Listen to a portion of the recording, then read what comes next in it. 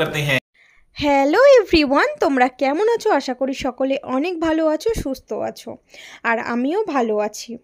আজকে প্রায় 2 সপ্তাহ পর তোমাদের সঙ্গে আবারও আসলাম এই নতুন একটা ভিডিওর সঙ্গে। আশা করি তোমাদের ভালো লাগবে। আর আমি এতদিন কিন্তু ভিডিও করতে পারিনি, তোমরা সকলেই জানো, কারণ আমার শরীর প্রচুর প্রচুর অসুস্থ ছিল। এতই অসুস্থ ছিল যে আমার কথা বলার পর্যন্ত মানে কোনো ইচ্ছাই হচ্ছিল না আর কি। তো যাই হোক, ফাইনালে আমি ওষুধ কিনে নিয়েছি, ডাক্তারের কাছে গিয়েছিলাম, তাই জন্য একটু সুস্থ আছি।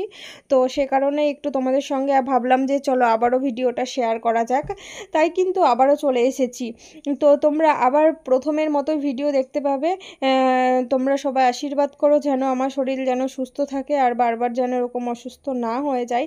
আর কেন এরকম হলো, কী জন্য হলো, সেটা কিন্তু তোমাদের সঙ্গে আমি শেয়ার করব খুব শীঘ্রই।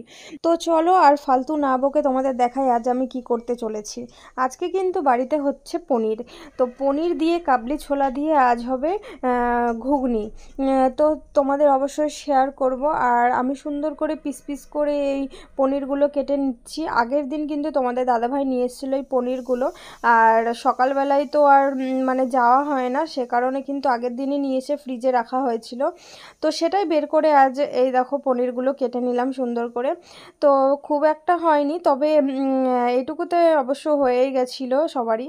তো যাই হোক, এই দেখো আমার ফাইনালি পনির কাটা হয়ে গেছে। আর এই পনিরগুলো সত্যি বলতে খুবই ভালো ছিল, একদম টাটকা ছিল, একদম খাঁটি যাকে বলে।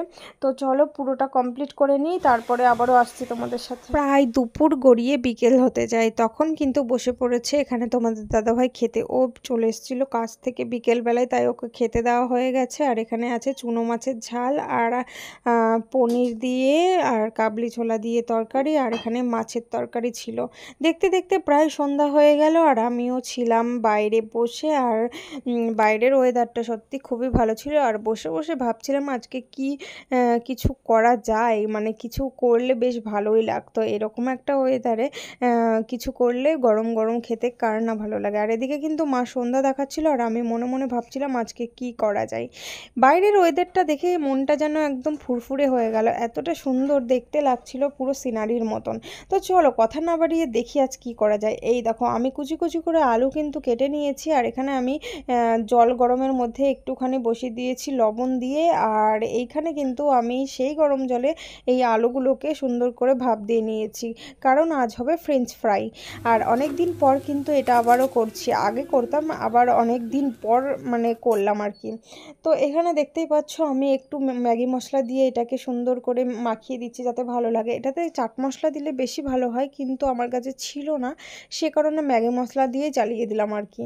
আর এদিকে তোমাদের দাদাভাই দেখো আমার জন্য ভুট্টা নিয়ে এসছে, আরও অনেক কিছু নিয়ে এসছে, চলো তোমাদের শেয়ার করি। করা হবে। আর এদিকে একটা কাঁচা ভুট্টা এনেছি, আর এদিকে শর্টস। আর এইটাতে কি আছে গরম গরম দেখা যাক।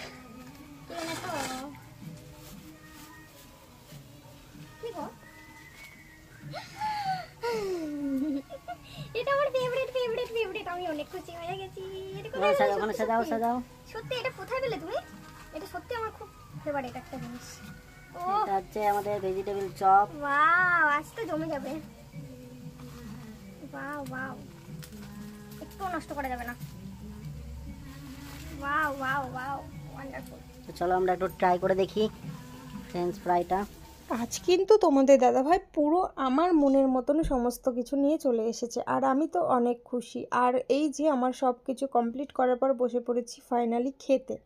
আর এখানে কিন্তু দেখতেই পাচ্ছ আমি ভুট্টা খাচ্ছি, গরম গরম ভুট্টার সঙ্গে হচ্ছে লেবু লঙ্কা মাখানো, আর নুন তো ছিলই।